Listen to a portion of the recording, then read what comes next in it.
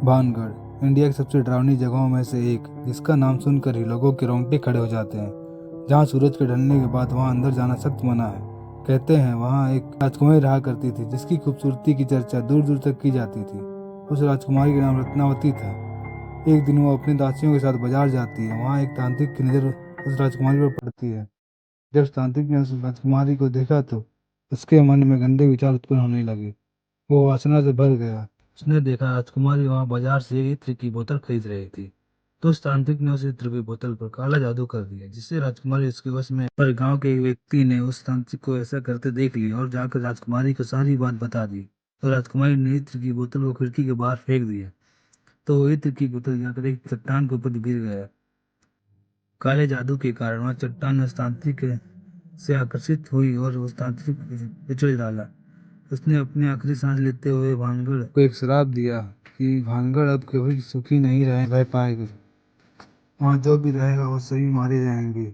उससे कुछ ही दिनों बाद मुगल साम्राज्य के योद्धाओं ने भानगढ़ में घुसकर कब्जा कर लिया। उस युद्ध में 10,000 लोग मारे गए। उसमें औरतें बच्चे भी थे। उन सभी लोगों ने उन्हें मार दी। कहा जाता है आज भी वहाँ उन लोगों की आत्मा घूमती है, और जो भी इंसान सूरज ढलने के बाद वहाँ गया है वो फिर कभी नहीं मिला। हमने सोचा कि यह भानगढ़ जाकर पता लगाया जाए कि सच में वो इतनी भयानक जगह है। कई रात के 7-8 बजे हमने घाट के ऊपर से देखकर अंदर घुस गए। अंदर घुसते ही हमने किले के 1-2 चक्कर लगाए, लेकिन हमें कुछ भी भूतिया नहीं मिला। फिर याद आया कि मुझे एक कॉल करना था, तो नेटवर्क के कारण मैं किले के दूसरी तरफ आ गया। जैसे ही मैंने कॉल मिलाया, मुझे किसी लड़की की जोर से चिल्लाने की आवाज़ आई और मैं भाग कर अपने दोस्त के पास गया, तो वो वहाँ था ही नहीं। मैंने उसे काफ़ी आवाज़ लगाई पर कोई आवाज़ नहीं आया। फिर मुझे ऊपर एक कमरे से धम करके आवाज़ आई। जैसे मैं ऊपर जाने के लिए सीढ़ियाँ चढ़ रहा था, मुझे पायल की आवाज़ आने लगी और मुझे लगा मेरे पास से कोई लड़की भागी। मुझे काफ़ी ज़्यादा डर लगने लगा।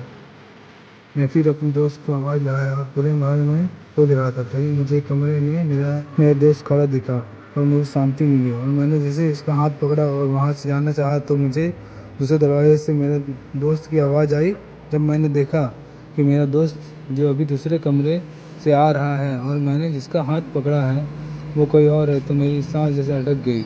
जैसे ही मैंने उसका हाथ छोड़ा और पीछे हुआ तो उसने मुझे मुड़ कर देखा।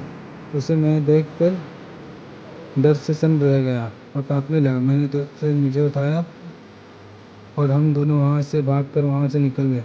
जब मैंने बताया कि मेरे साथ क्या क्या हुआ, तो उसने भी मुझे बताया कि फिर ये लाल दाढ़ी वाली औरत को भूत दिखा। हम वहाँ से बचकर घर तो आ गए, पर आज भी जब हम भानगढ़ के बारे में याद करते हैं हमें रात को नींद नहीं आती।